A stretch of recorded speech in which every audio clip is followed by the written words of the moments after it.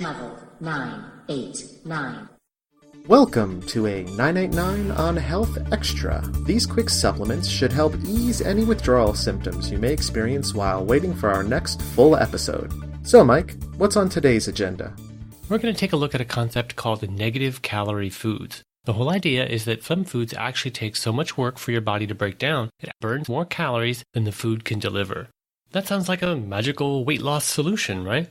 One of the classic examples is celery. 100 grams of celery contains only 16 calories. According to the negative calorie foods concept, it would take your body more than 16 calories to digest the celery. Now, a calorie is a sciencey term that has somehow become part of our everyday lingo. It's a measurement of heat energy that a food contains. Calor means hot. One of the problems with this is celery is the fibrous stalk of a plant. There's a lot of cellulose there. It's not really something our digestive system is equipped to digest, as with a lot of plant material, such as think about how well your body digests corn, or rather doesn't digest corn. Speaking of celery, celery is on a list of foods known to cause allergic reactions.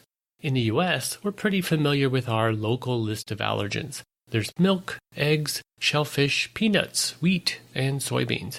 But when you look at Canada and the European Union, they've got a longer list, and they include a few other food allergy triggers, including mustard, sesame seeds, beans, and celery. Sorry for the tangent, this episode isn't about allergens. Speaking of tangents, but wait, this one is a bit more on topic. Many of the foods listed as negative calorie foods, things like, well, I'll pull a list from one of the sites I found during my research, an article called, "You Can Eat These 11 Foods and Not Gain Weight." The list includes celery, blueberries, grapefruit, carrots, tomatoes, cucumbers, watermelon, apples, zucchini, broccoli, and a few more. Now, one thing that occurs to me, beyond the fact that I regularly eat 3 of these foods, is that because most of these are typically eaten in a raw state, they're a lot more likely to be a danger for things like E. coli. The spinach in your salad is a lot more likely to infect you with E. coli than a properly cooked piece of meat. Why? Well, the salad isn't cooked. Alright, enough with tangents. Are negative calorie foods a real thing? I have to say it was a little tricky finding a definitive answer, but an article over at the Mayo Clinic gave me a few good references. And here I will quote the article. Foods that contain few calories, such as celery and other non-starchy vegetables, provide a small number of calories, but still require energy to digest.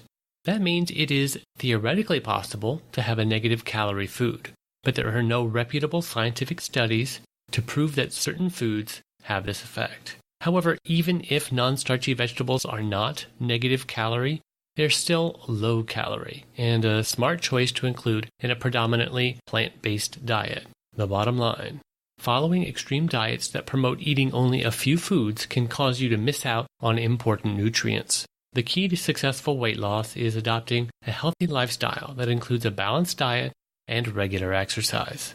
End quote.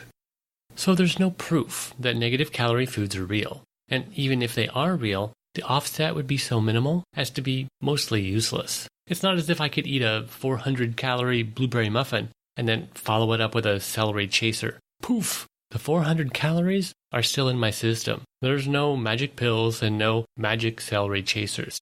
As always, there are lots of useful links in the show notes. Be sure to check these out for more details. Thanks again to our great listeners for sending in suggestions. If you'd like to send in your own topic for consideration, head on over to level989.com/contact and make it so. That's all for now. You can find links to read more about today's topics at level989.com. Why not take a moment to rate or review us in iTunes, or give us a mention on social media? We can't help everyone if they don't know we exist. Don't rely on us as an alternative to medical advice from a professional healthcare provider. For the full disclaimer, please see our website. Thanks for listening, and now, go health yourself.